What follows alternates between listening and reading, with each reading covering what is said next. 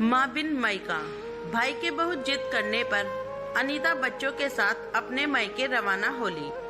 प्रकाश जल्दी लेने आइएगा और हाँ, बार बार फोन कर जल्दी आने को कहिएगा। अनीता क्या हो गया है तुम्हें?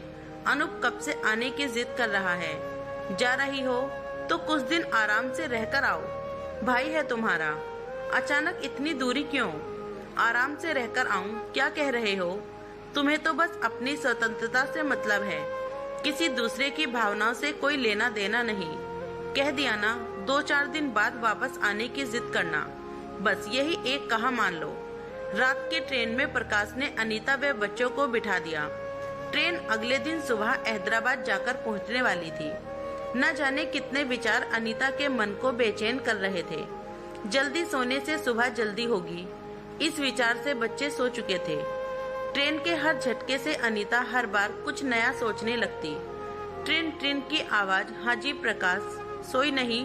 नहीं, मेरी याद आ रही है। हाँ, अब बाकी तो जिंदगी में बचा ही क्या है। सुनो, ट्रेन समय पर चल रही है, सुबह जल्दी पहुंच जाओगे। ऐसा करता हूँ, अनूप को फोन कर लेने आने को कह देता हूँ।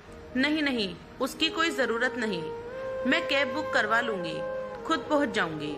आप सो जाइए, सुबह घर पहुंचकर बात करती हूँ।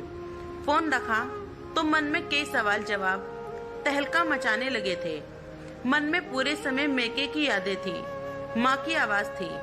मैंने अनूप को बोला था, ले आ बिटिया को, अकेले बच्चे और सामान लाना मुश्किल होगा।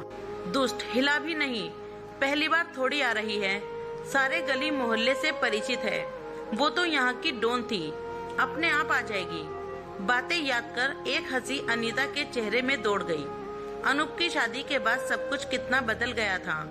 माँ जब लाने को कहती तो कहता, माँ आ जाएगी ना, सालों से आ रही है। फिर कौन सा बैठने से पहले मुझे फोन कर लेने वाली को बोली थी। अरे दुष्ट, क्या कह रहा है? बहन है तेरी, कितनी खुशी होगी अगर तू उसे लेने गया तो। माँ, अब मेरी भी जिम्मेदारियाँ हैं, ये लेने जाना छोड़ना, इन सब के लिए मेरे पास समय नहीं होता। बस एक शहर से दूसरे शहर आ सकती है तो एक स्टेशन से घर आने में क्या परेशानी। मना कर रहा है अनीता, कितनी बार बोला पर लेने आने को तैयार नहीं। कोई बात नहीं माँ, मत कहा करो, अब वो भी बच्चा नहीं है, उसकी भी शादी हो गई है। मेरे जीते जी तो मना मत कर। मेरे जाने के बाद जैसा रिश्ता निभाना है निभाते रहना, छोड़ो ना माँ, क्यों बातों का पतंगड़ बना रही हो। मैं आ जाऊंगी अपने आप, मत कहा करो उसे। न जाने कितनी बातें उसके मानस पटल पर दौड़ रही थी। जबरन आंखें बंद कर नींद से मुलाकात करने की कोशिश अतः सफल हुई। सुबह अचानक घबराकर उठी तो देखा सही समय पर नींद खुली है। गाड़ी स्टेशन पर दौड़ रही थी। बाहर झांक कर देखा तो हैदराबाद लिखा था। बच्चों उठो, बेटा चलो, हमें उतरना है, जल्दी करो, नीचे उतर कैब बुक करवा लेंगे। अलसाई आंखों से बच्चे अपना अपना सामान लेकर खड़े हो गए। मन में सोचने लगी, अभी तक माँ 10 फोन कर देती थी, पता नहीं घर का माहौल कैसा होगा, जाते ही किसका सामना होगा, वो अपना सामान कौन से रूम में रखेगी, और भी न जाने क्या क्या। जैसे ही बच्चों को उतारा, अनूप ने कहा, पूरी कोशिश की है कि तुझे माँ की कमी महसूस ना हो। माँ बिना भी मायका होता है, भाई भाभी के साथ, क्या अपनेपन की कोई कमी तो नहीं? कैसी बातें कर रहा है। एक बात कहूँ, ये चिंता फिक्र काश तूने माँ के सामने की होती तो उनकी उम्र में 2-3 साल और बढ़ जाते। आज उनके जाने के बाद वही सब करना जो वो जीते जी चाहती थी। सब कुछ होते हुए भी पहले लगता था जब मैं काम खुद कर रहा था तो माँ बाप बार बार बोलकर क्यों टोक रहे हैं। आज समझ आता है वो उनकी चिंता थी और चिंता में छुपा प्यार। हम बड़े हो गए थे पर शायद उनके लिए तो बच्चे ही थे। ये सब उनके जाने के बाद समझ में आया। लेकिन तू है ना बिल्कुल माँ जैसी। अनीता को अनूप की बातें सच में आईना दिखा रही थी। पूरे दिन मन भारी था। देखते ही देखते 15 दिन बीत गए। मायके की हर चीज ने माँ की मौजूदगी आज भी मौजूद थी। कल रवानगी थी, शायद इसीलिए मन बुझा बुझा सा था। सब देर रात तक बातचीत करते रहे। अचानक भाभी को याद आया, अरे दीदी, माँ के कमरे में उनका एक बक्सा रखा है। वो शायद उनका सबसे अजीज बक्सा था। ये उसकी चाबी है, मैं चाहती हूँ आप उसे खोलें। ऐसा क्यों? माँ की हर चीज पर तुम्हारा अधिकार है। जब हमने किसी चीज के लिए कभी कुछ नहीं कहा तो आज ये संदूक और उसकी चाबी दी। माँ हमेशा कहती थी इसमें पूजा है। मेरे बाद यह अनीता का है जो इसकी कीमत समझ सकती है। बुरा मत मानिएगा, अच्छा हो सके आप ही खोलें। कांपते हाथों से अनीता ने बक्सा खोला। दुनिया भर की कतरनों से भरा बक्सा ऊपर से सब हटाती चली गई। पापा का कुर्ता पजामा रखा था, खादी का कुर्ता। देख ले आया इस बार खादी का कुर्ता, संभाल कर रख, अनूप के जन्मदिन पे पहनूंगा। दुनिया आगे बढ़ रही है, लोग कोट पहनते हैं और आप हद करते हो जी। पूजा पाठ थोड़ी है, लेकिन अनूप के जन्मदिन के अरमान मन में दबाए पापा एक दुर्घटना का शिकार हो सब कुछ यहीं छोड़कर चले गए। शायद माँ के लिए पापा की पसंद का कुर्ता उस दिन से बेहद अजीज हो गया था।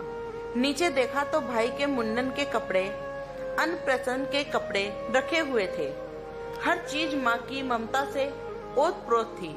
अचानक हाथ में वो गुड़िया आ गई जो अनीता कभी कभी जिद करके लाई थी। अनीता, अब जिद की तो चांटा लगने वाला है। माँ दिला दो ना वो गुड़िया। दिमाग खराब है तेरा? इतनी महंगी गुड़िया, कुछ और ले लो बेटा। थोड़े दिन बाद तो तू इसकी तरफ देखेगी भी नहीं। लेकिन अनीता पर तो बड़ी सी गुड़िया का भूत सवार था। लाकर थोड़े दिन खेल उसे पटक दिया, पर माँ ने उसे हमेशा के लिए संभाल कर रखा। तेरी बेटी को दूंगी। कितनी ऐसी यादें उस संदूक में कैद थी जो शायद एक माँ के लिए बहुत खास थी। भाभी, क्या ये संदूक में? हाँ हाँ दीदी, इसकी कीमत आपसे ज्यादा कोई नहीं समझ सकता। देर रात तक बात कर सब सो गए।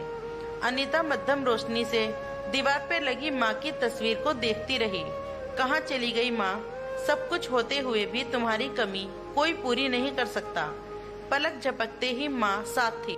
अनीता, सारा सामान रख लिया ना? ये देख, ये साड़ी तेरे लिए रखी थी, रख ले इसे। माँ, ये तो तुम्हें मामा ने दी थी, तुम पहनना। नहीं, मैं पहनूं या तू, एक ही बात है। मैं ये रंग कहाँ पहनती हूँ, उसी दिन तेरे लिए रख दी थी। ये ले, अचार की शीशी भी रख ले। माँ, भाभी क्या कहेंगी? कोई कुछ नहीं कहेगा।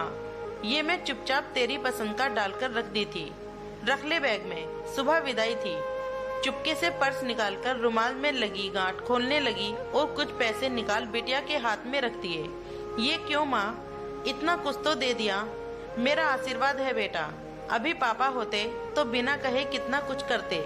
चल जल्दी, कुछ खाए बिना घर से नहीं निकलने दूंगी। ससुराल में ऊंच नीच हो तो बात वहीं दबा देना, खुश रहना। और इतना कह माँ ने प्यार भरी झप्पी दे दी। अनीता, अनीता सोती रहोगी, ट्रेन का टाइम हो गया है। हाँ माँ, कह जैसे ही आँख खोली भाभी सामने खड़ी थी। मन में आया कि कह दूं, क्यों उठाया भाभी? माँ के सनिंदे में थी। फटाफट उठ तैयार हुई। भाभी ने नाश्ता करवाकर विदा किया। भाई भी पीछे खड़ा था। दी आती रहना, जल्दी जल्दी आना। सीने से लग दोनों के आंसू छलक पड़े। कभी पराया मत समझना, तेरे मैके में तेरा सम्मान हमेशा इसी तरह होगा। ये एक भाई का वादा है। मुस्कुरा माँ की फोटो को प्रणाम कर जाने लगी। जा रही हूँ माँ, आज तेरे बगैर मायका क्या होता है ये जान लिया। तुम सिर्फ आंखों से दूर हुई हो, तुम्हारी मौजूदगी तो मायका शब्द में है। घर पहुँच गुमसुम बैठी थी। क्या मैडम, तुम तो 2-4 दिन में आने वाली थी। भाई के मुंह में बंद कर रह गई। खूब आवभगत कर दी भाई ने। सारे गिले शिकवे लगता है दूर हो गए हैं। तुम तो जाने से पहले घबरा रही थी। कैसा लगा माँ बिन मायका? आंखों में आंसू लिए भरे गले से बोली। माँ बिन मायका नहीं होता। उसकी मनुहार डांट प्यार सब अपने आप से अनूठा होता है। उसका गले लगाना, उसकी बातों में अपना बचपन जी लेना, अपने बच्चों की पसंद नापसंद सब मायके में माँ पूरा करती है। बेशक अनूप ने पूरी कोशिश की उनकी कमी ना खले, लेकिन वही बातें ये एहसास करा गई कि कल तक कुछ भी बोल देने वाला, लड़ झगड़ अपना प्यार जताने वाला भाई आज जिम्मेदारियों में बंद मुझसे कितना दूर हो गया है। जिन बातों के लिए माँ ताना देती थी फिर भी वो उन्हें पूरा नहीं करता था, आज उन्हीं सब बातों का ख्याल रख जानती हूँ वो कितनी जिम्मेदारी निभा रहा है। माँ के जाने से मेरा भाई दूर हो गया। उसकी निगाहें एक जिम्मेदार पति, पिता और रिश्ता निभाने वाला भाई खड़ा था। आंसू पोंछ बोली, माँ बिन मायका कैसा जी?